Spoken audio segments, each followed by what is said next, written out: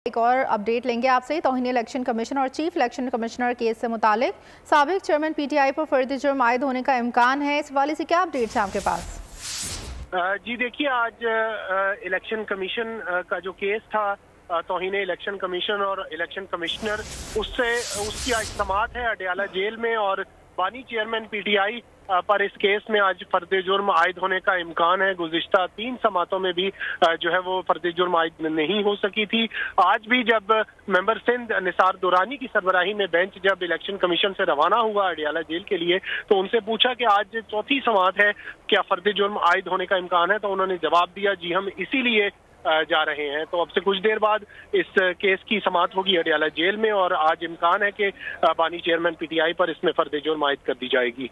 आज इम्कान है कि बानी चेयरमैन पीटीआई पर, बानी और साबिक चेयरमैन पीटीआई पर फर्द जुर्म आयद होने का इम्कान है। सब्सक्राइब करें और बेल दबाएं ताकि कोई खबर रह न जाए।